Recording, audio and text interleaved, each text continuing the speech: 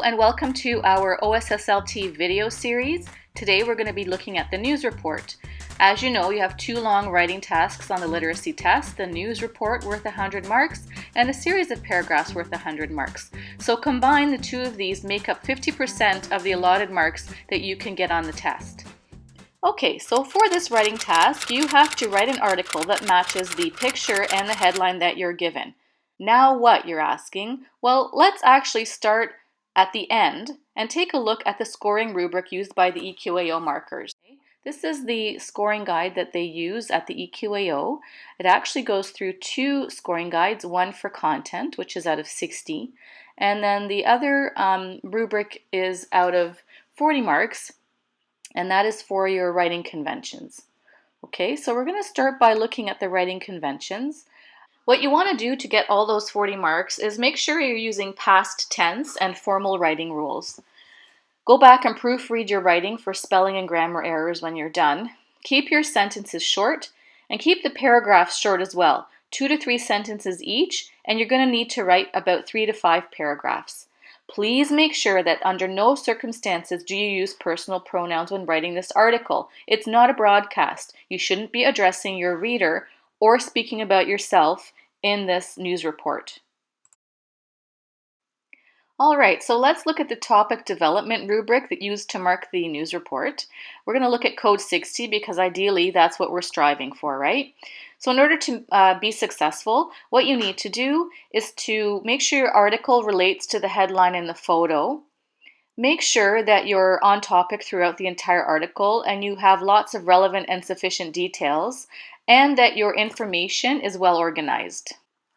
So I'd just like to quickly show you a couple of time management strategies. Once you're on the website and you have read the instructions and looked at the tools, the website will take you automatically to the first page of the test.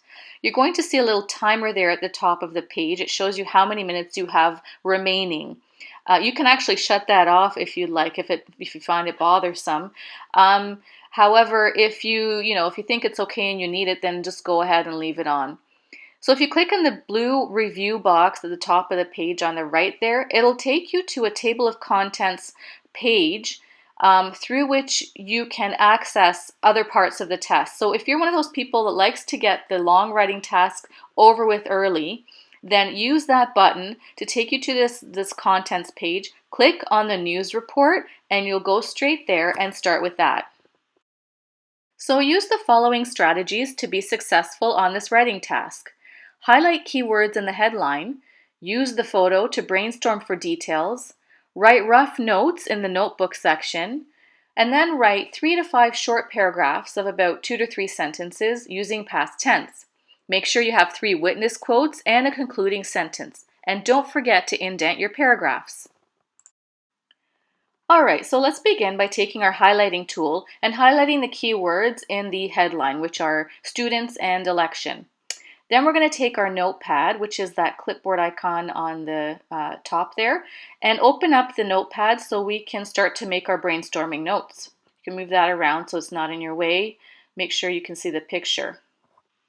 One nice tool you can use for this particular writing task is the custom masking tool. Use it to block off part of the photo so that it helps you to focus on what exactly is in the picture, and you can write matching details to support the information in the article. So this is the space you're going to use to begin to brainstorm answers to those 5 WH questions, right? Who, what, where, when, how, and why. Make sure those details match the headline and the picture. Okay, so here's our finished product. What I decided to do on the notepad is to organize my thoughts in terms of answering those 5 WH questions, and then I also included names for my witnesses and quotes that they might give. So let's begin by writing our news report. We're going to use the tab icon there. Do not press space 5 times because it will waste the amount of characters you can use. As you can see, you are typing a news report and it counts your characters. You've got 1,250 characters to complete this writing task, which is plenty of time for 3 to 5 really short paragraphs, okay? Don't forget that your lead sentence should have 4 of the 5 WHs in it. The who, the when, the where, and the what. The rest of the article should focus on details to help support that lead sentence and answering the how and the why parts of the news report. Let's take a quick look at how you can use your witness quotes to improve your article. What you should be using the witnesses for is to look at multiple perspectives of the event that you're writing about. This will ensure that you have relevant and sufficient information. They will also help to answer the how and why parts of your news report. So in our case, we have a quote from a student who's a ballot counter, a quote from a principal who's an administrator, and then another quote from a student that's a voter or an actual participant. And that gives us a balanced viewpoint and helps to answer some of the questions. So something that could possibly happen as you're doing your long writing task is that you could run out of space. And here's what happens when you do. You're going to get a pop-up window warning that tells you have no more characters left. If you just close that window, then it'll take you back to your screen and oddly underline any typos that you have in the article. So you can use it to go back and fix any typos. Look your news report over one more time for spelling and grammar errors and to ensure that it matches the headline and photo, and then go ahead and submit it. Let's just go back and quickly look at some conventions that you need to use in order to be successful on this task. Make sure that you're avoiding personal pronouns. So do not say, "We spoke to Susie Smith." Reword it so that you can just use formal writing. So make sure that you are using past tense. Mr. Vargas says is present tense. Change that to said, and make sure your whole article is consistent with that. Students often struggle with how to end the news report, okay? So we're going to take a look at things we can do to finish strong. So do avoid ending your article with something that sounds like, "If you have more information, please call us at such and such a number." That's just a bad way to end your article. It's not interesting, and it is also using a personal pronoun. So instead, why don't you try adding one more fact that might answer any questions a reader might have.